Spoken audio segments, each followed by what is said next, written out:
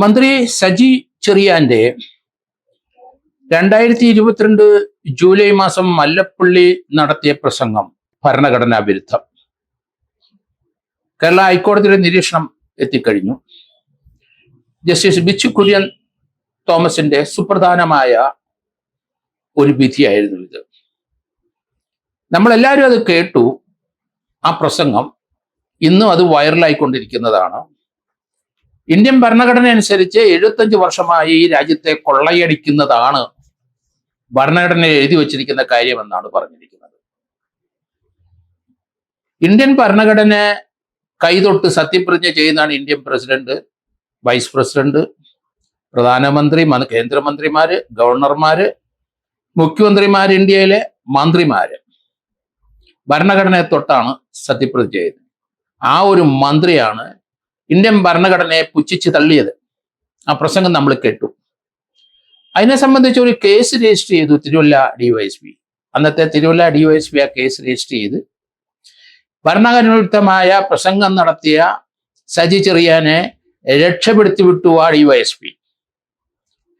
ഭരണഘടനാ വിരുദ്ധമായ പ്രസംഗം നടത്തിയ മന്ത്രിയെക്കാട്ടിലും വലിയ കുറ്റം ചെയ്തിരിക്കുന്നു ആ ഡിവൈഎസ്പി തിരുവല്ല. അദ്ദേഹത്തിനെ അടിയന്തരമായിട്ട് സസ്പെൻഡ് ചെയ്യണം. അദ്ദേഹം നടത്തിയിരിക്കുന്നത് മന്ത്രിയോടൊപ്പം സെഡീഷനാണ്. ഇന്ത്യയില് ഭരണഘടനാ വിരുദ്ധമായി ആര് എന്ത് പറഞ്ഞാലും ശരി, ഭരണഘടനയുടെ ആമുഖത്ത് എഴുതി വച്ചിരിക്കുന്ന ആ 6-7 കാര്യങ്ങൾക്ക് ഘടകവിരുദ്ധമായിട്ടാണ് മന്ത്രി ഇത് പറഞ്ഞത്. അത് നിസ്സാരമായിട്ട് തള്ളാൻ കഴിയില്ല. അതിനെ സംബന്ധിച്ച് ഒരു കേസ് തിരുവല്ല ഡിവൈഎസ്പി എടുത്ത് അന്ന് പ്രസംഗിച്ച് അദ്ദേഹം പ്രസംഗിച്ചപ്പോൾ അദ്ദേഹത്തിൻ്റെ ഒപ്പം പിൻബെഞ്ചിലിരുന്ന 6-7 പേര്, ഒരു പാർട്ടിയുടെ വക്താക്കള്, അവരുടെ മൊഴിയെടുത്തു എന്ന് പറയുന്ന ആ ഡിവൈഎസ്പിയെ ആ കേരള പോലീസിൽ ഇരിക്കാൻ അൺഫിറ്റാണ്. കാരണം അവരുടെ മൊഴിയിലല്ല കാര്യം ഇരിക്കുന്നത്. ഭരണഘടനാ വിരുദ്ധമായ ഒരു പ്രസംഗമാണോ നടത്തിയെന്ന് ഭരണഘടനാ പുസ്തകം എടുത്ത് വായിച്ചു നോക്കണം ആ ഡിവൈഎസ്പി. ഇന്ത്യൻ പീനൽ കോഡിൽ എന്താണ് പറഞ്ഞിരിക്കുന്ന? ഭരണഘടനാ വിരുദ്ധമായ ഒരു പ്രസ്താവന നടത്തിയാൽ 10 വർഷം വരെ തടവ് പോകും. സെഡീഷനാണത്, രാജ്യദ്രോഹ പ്രവർത്തനമാണത്. 124A IPC പ്രകാരം മന്ത്രി കുറ്റം ചെയ്തിരിക്കുന്നു. മന്ത്രിയോടൊപ്പം കുറ്റം ചെയ്തിരിക്കുന്നത് ആ അന്വേഷണ ഉദ്യോഗസ്ഥനാണ്.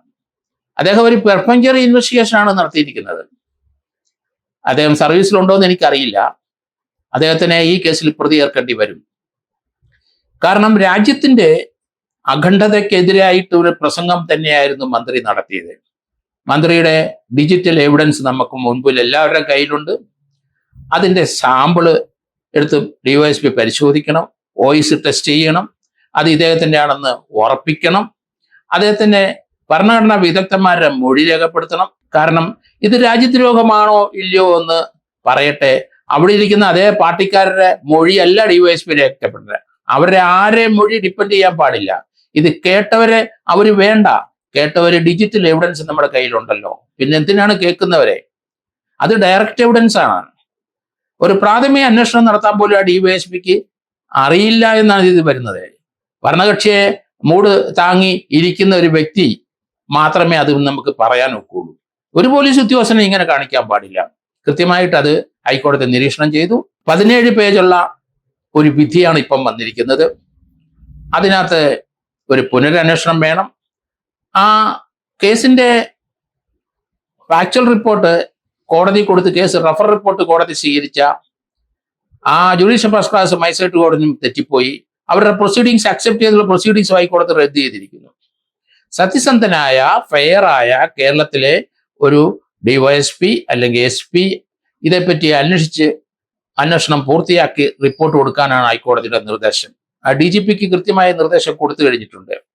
ഫ്രീ ആൻഡ് ഫെയർ ഇൻവെസ്റ്റിഗേഷൻ നടത്താൻ കഴിവുള്ള ഒരു പോലീസ് ഉദ്യോഗസ്ഥൻ, അതിൻ്റെ അകത്ത് രാഷ്ട്രീയ ചിന്ത പാടില്ല, മതപരമായ ചിന്ത പാടില്ല, മറ്റു രീതിയിൽ ഒരു ചിന്തയും വരാത്ത ഫെയറായിട്ട് അന്വേഷിക്കുന്ന ഫ്രീ ആൻഡ് ഫെയർ ഇൻവെസ്റ്റിഗേഷൻ നടത്താൻ കപ്പാസിറ്റി ഉള്ള ധാരാളം പോലീസ് ഉദ്യോഗസ്ഥന്മാർ കേരളത്തിലുണ്ട്. അവരിൽ ഒരാളെ ഏൽപ്പിക്കുക. CBI അന്വേഷണം വേണം എന്ന് ആ കേസുമായിട്ട് ഹൈക്കോടതിയിൽ പോയ ബൈജു നോയൽ ആവശ്യപ്പെട്ടെങ്കിലും കോടതി അത് സ്വീകരിച്ചില്ല. കാരണം ഇത് രാഷ്ട്രീയപരമായി ഒരു തീരുമാനമെടുത്ത ഒരു പോലീസ് ഉദ്യോഗസ്ഥനാണ്. അദ്ദേഹത്തിന് അതിന് മെച്ചം ഉണ്ടായിരിക്കാം. പക്ഷേ ഒരു ഫെയർ ഇൻവെസ്റ്റിഗേഷൻ അതിനകത്ത് നടന്നില്ല. അതിൽ കപ്പാസിറ്റി ഉള്ള ധാരാളം ഡിവൈഎസ്പിമാർ കേരളത്തിലുണ്ട്. അവരെ ആരെങ്കിലും ഇൻട്രസ്റ്റ് ചെയ്ത് അന്വേഷണം പൂർത്തിയാക്കണമെന്ന് കോടതി പറഞ്ഞിരിക്കുന്നത്. ഇത് മന്ത്രി സജി ചെറിയാൻ നടത്തിയിരിക്കുന്ന കുറ്റം 124A IPC തന്നെയാണ്. അതൊരു സെഡീഷനാണ്, ഡിസോയൽറ്റി ടു ഭരണഘടന.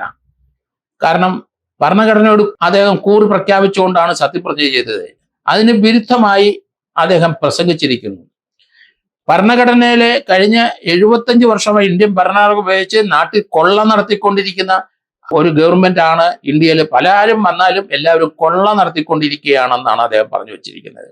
കൊള്ള നടത്തുന്നത് എന്ന് പറഞ്ഞാൽ അത് ജുഡീഷ്യറിയും കൂടെ ചേർത്തല്ലേ പറയാൻ ഒക്കുള്ളൂ. ഇന്ത്യൻ പ്രസിഡന്റിനെയും വൈസ് പ്രസിഡന്റിനെയും ഗവർണർമാരെയും ഇന്ത്യൻ ഭരണഘടനയിലെ സുപ്രധാനമായ പോസ്റ്റിലിരിക്കുന്നവർക്കെതിരായി, ഇന്ത്യയുടെ മതേതര സ്വഭാവത്തിനെതിരായി അദ്ദേഹം പ്രസംഗിച്ചു. കൊള്ളയടിക്കുന്ന ഭരണഘടനയെ, കൊള്ളയടിക്കാൻ വേണ്ടി സൃഷ്ടിച്ച ഭരണഘടനയെന്നാ പറയുന്നത്. അത് രാജ്യദ്രോഹം തന്നെയാണ്. അദ്ദേഹത്തിനെ ആ മന്ത്രിസ്ഥാനത്ത് നിന്നും മാറ്റി നിർത്തേണ്ടി വരും. അദ്ദേഹം ആ കേസിനകത്ത് ജാമ്യം എടുക്കേണ്ടി വരും. അതിനകത്തൊരു ഫെയർ ഇൻവെസ്റ്റിഗേഷൻ നടത്തണം. അത് നടത്താൻ ഉത്തരവാദിത്തമുള്ള പോലീസ് ഉദ്യോഗസ്ഥൻ വേണം. നേരത്തെ അന്വേഷിച്ചത് ഇതൊരു ഭരണഘടനാ വിരുദ്ധമായ പ്രസംഗമല്ല എന്ന് സ്ഥാപിച്ച ആ പോലീസ് ഉദ്യോഗസ്ഥനെ കൂടെ പ്രതിയാക്കേണ്ടി വരും. ജുഡീഷ്യൽ മജിസ്ട്രേറ്റ് കോടതി കൊടുത്ത ആ റെഫർ ചാർജ് അക്സെപ്റ്റ് ചെയ്തത് മാത്രമേ കുറ്റമുള്ളൂ. കാരണം അത് റിജക്റ്റ് ചെയ്ത് കൊടുക്കേണ്ട കാര്യമായിരുന്നു, അത് ചെയ്തില്ല. എങ്കിലും ആ പ്രൊസീഡിങ്സ് അത് റദ്ദ് ചെയ്യാൻ ഹൈക്കോടതി പറഞ്ഞിരിക്കുന്നു. ജുഡീഷ്യൽ മജിസ്ട്രേറ്റ് അത് അക്സെപ്റ്റ് ചെയ്തുകൊണ്ടുള്ള ആ പ്രൊസീഡിങ്സ് അത് റദ്ദ് ചെയ്തു, ഹൈക്കോടതി ഉത്തരവായി. ആ DYSP കൊടുത്ത ആ ഇൻവെസ്റ്റിഗേഷൻ റിപ്പോർട്ട്, റെഫറൻസ് റിപ്പോർട്ട് അത് അക്സെപ്റ്റ് ചെയ്യാൻ പാടില്ല, അത് ക്വാഷ് ചെയ്തിരിക്കുന്നു. ഫ്രഷ് ഇൻവെസ്റ്റിഗേഷൻ നടത്താൻ DGPക്ക് ഡയറക്ഷൻ കൊടുത്തു കഴിഞ്ഞു. അതിനകത്ത് തീർച്ചയായിട്ടും അറസ്റ്റ് ഉണ്ടാവും. രാജ്യദ്രോഹമാണ്, ഇന്ത്യൻ ഭരണഘടനയ്ക്കെതിരായിട്ടുള്ള ഒരു പ്രസംഗമായി പോയി. ഏത് സാഹചര്യത്തിലാണ് അത് പറഞ്ഞത് നമുക്കറിയില്ല. അദ്ദേഹത്തിന്റെ ചിന്ത അങ്ങനെയാണ് എന്നാണ് ഇത് മനസ്സിലാകുന്നത്. അസെപ്റ്റീവായിട്ടാണ് പറഞ്ഞിരിക്കുന്നത്. അതിൻ്റെ അത് ഇന്ത്യയിലെ ഭരണഘടനയ്ക്കെതിരായും ജുഡീഷ്യക്കെതിരായിരിക്കും പാർലമെന്റ് സിസ്റ്റത്തിനെതിരായിട്ട് തന്നെയല്ലായിരുന്നു ആ പ്രസംഗം.